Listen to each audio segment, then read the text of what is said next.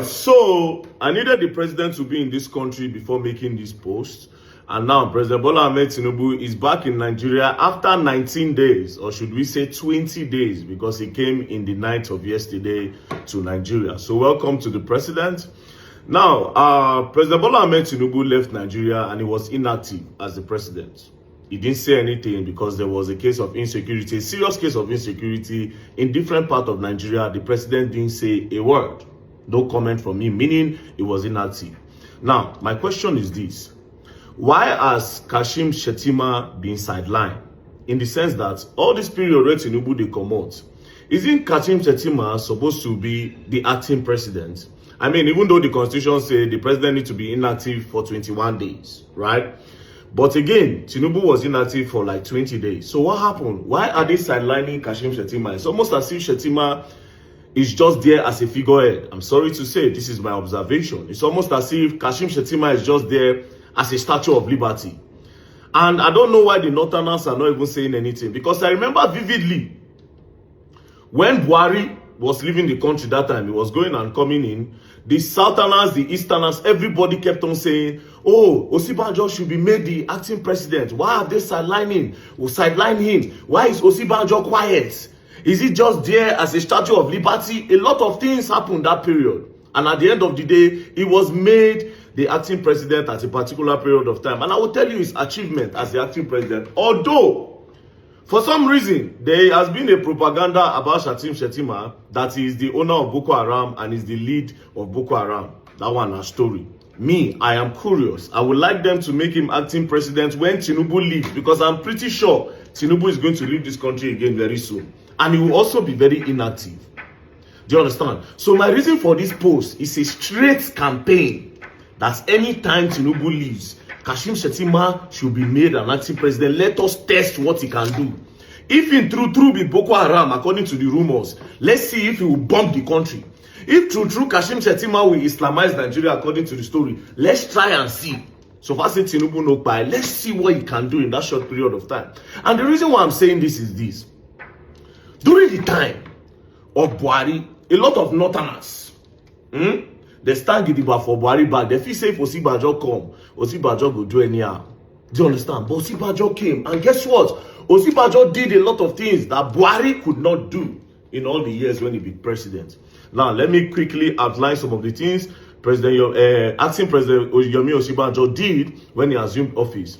Let's start with this. Professor Yemi Osibanjo assumed the position of the acting president for the second time in January. You see, saying even 2 times. For the second time in January 2017. A period of grave uncertainty over the health condition of President Muhammadu Buhari, who had been out of the country for well over 21 days. Tinubu now only 1 day remain. Maybe he come back to Nigeria because he know say if he no come back, they go make Shettima acting president. Maybe, I don't know. But I mean, stay till like 20 days, you know. Just 1 more day, they go make him acting president according to their constitution. Anyways, who have been out of the country well over 21 days on health grounds. His first official function was a meeting with the executive director of the World Food Program, Ms. E.R. Tarin Cousin. On the 27th of January of the year 2027, he was informed of serious food shortage in the northeast of Nigeria and why he needed to act fast so to save Nigerians, so to save hundreds of thousands dying from food starvation. Immediately, he constituted a team made up of ministers and other cabinet members and ordered that they activated the Bureau of Public Enterprises Emergency Act. Days after, food and other household needs were on their way to the northeast. Hundreds of Nigerians were saved from starvation.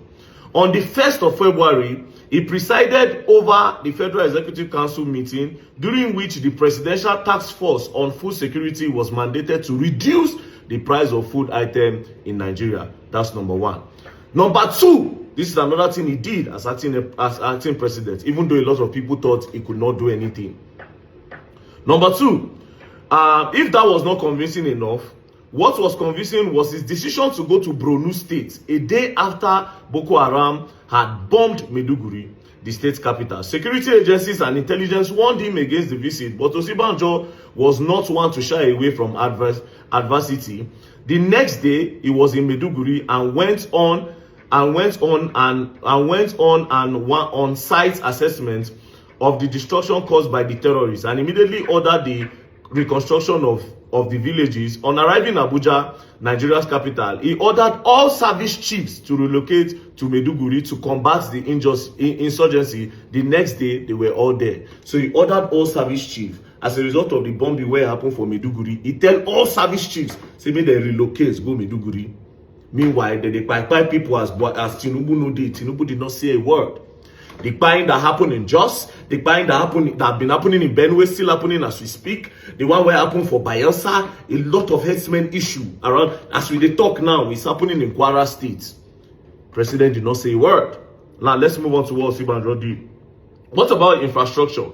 On 8th February 2017, he chaired the FEC meeting and gave approval of 21 billion naira for the construction of Ilori Omu Aran Kaba road section.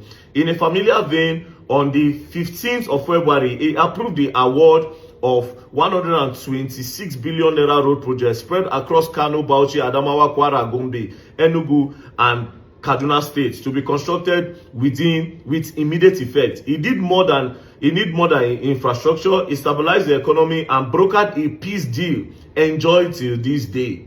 February 10 to 13 saw Professor Yemi Osinbajo make a rotational visit to the Niger Delta in continuation of his interactive engagement with the oil producing communities in the region. The visit started in Yonogwa, the capital of Bayelsa State. He then proceeded to Port Harcourt, Rivers State, to meet stakeholders of the oil producing communities. During the meeting, he rolled out framework for the cleanup exercise in Ogoniland. This is in response of the report submitted by the United Nations. On the 16th of February 2017, Professor Yemi Osinbajo presided over the first National Economic Council meeting of the year and directed the Central Bank of Nigeria to review the foreign exchange policy. The meeting also resolved that fresh $250 million be injected into the sovereign wealth fund. The CBN subsequently released about 500 million through the interbank market, where the 23 bank bought $371 million. Cut to the chase, dollar to naira crashed drastically, bringing a new lease of life to the economic well-being of Nigeria. On February 17, Professor Yomi Osinbajo signed 7 crucial bills into law, some of which are the Oath Amendment Act 2017, Defense Space Administration Act 2017, and the Veterinary Surgeon Amendment 2017. Not just that. On an unscheduled visit that changed the fate of many derelict NCAA workers, Osinbajo appeared at the Murtala Mohammed International Airport in Lagos on the 23rd of February as a part of the 60-day action plan for business reform in the country. The visit, which took many airport workers by surprise, went viral. During the visit, Professor Yemi Osinbajo inspected facilities and interacted with airport officials on the welfare of the workers and travelers. In less than 24 hours after the visit, the federal government announced the sack of 10 directors of the Nigeria Civil Aviation Authorities. 3 new directors and general managers were also appointed for the Federal Airport Authorities Fund.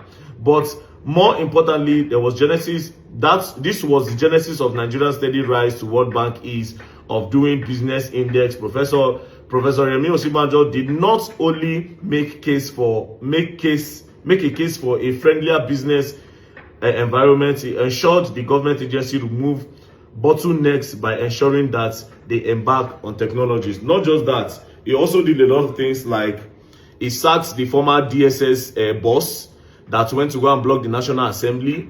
He also gave justice with that SAS. This is the one that I remember offhand, right? The whole SAS issue, the outcry of the people of police injustice, he did that. Now, the key things he did: Boko Haram, where come bomb Maiduguri, Osinbajo